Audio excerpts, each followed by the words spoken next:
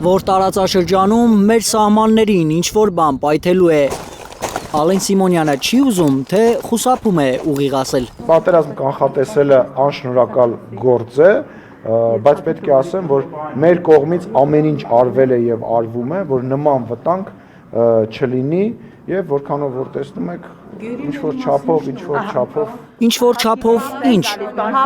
Խոսքը չի ավարտում խորհրդարանի խոսնակը։ Փորձագետները վտանգը պարզ տեսնում են, թշնամին զինվում է օր-օրի։ Ադրբեջանը շարունակում է սպառազինվել, այս եթե նայենք նույնիսկ վերջին 2 ամսվա կդրվածքով հունվար-փետրվար ամիսներին, ապա միայն Իսրայելից մեծականակ զինտեխնիկա եւ սպառազինություն է տեղափոխվել եւ այդ շուվերտները ռազմատրանսպորտային միջոցների նաեւ ֆիքսվել են։ Իսրայելից հերթական զենքի խմբականակն Ադրբեջան է հասել հենց 3։ Բեռնատար ինքնաթիռի շարժը չի թաքցնում Բաքու Թել Ավիվ զույգը։ Flight Radar-ում ֆիքսել է լրագրող Դավիթ Գալստյանը։ Երեք ունենք թռիչք, այս անգամ ռազմաօդային ուժերի ինքնաթիռներ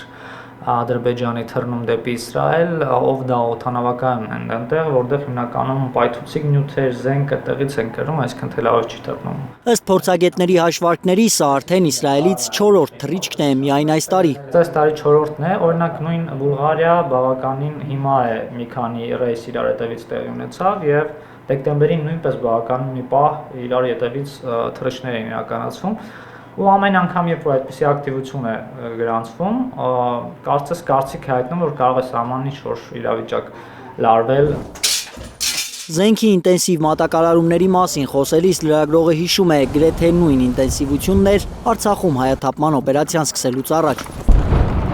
Տպավորություն կա, որ էսկալացիաներից առաջ ակտիվանում է, օրինակ դա եղավ նաև Արցախում կռիվներից եւ Ադրբեջանի հարձակումից առաջ ակտիվություն կար օգոստոս-սեպտեմբերին, այո, բավականին ակտիվ թռիչքներ էին նկատվում եւ նույնիսկ մարդիկ սպասում են, որ այս տեմպը եթե կա, այսինքն այսքան զենք են բերում, ինչ-որ բան սպասվում է։ Հնարավոր էսկալացիայից առաջ Հայաստանի պաշտպանության նախարարն անձամբ է ստուգել ինչպես են կրակում մեր բանակի սպաները։ Համաձայն պաշտոնական հաղորդագրության ատեստավորվող զինվորականները քննություններին բարձր արդյունքներ են գրանցել։ Հավանաբար հայ բարձրաստիճան զինվորականների շարժին հետևելու համար է Թուրքիան օդ բարձրացրել հետախուզական անօդաչուներ։ Կարող ենք տեսնել, որ թռիչքներ են իրականացում, հիմա մենք տեսնում ենք նաև հնարավոր է այս անօդաչու թռչող սարքերից մեկն է, այս հատվածում բավականին ակտիվ մի քանի օր է թռիչքներ են իրականացնում, բայրակտարները նաև կային։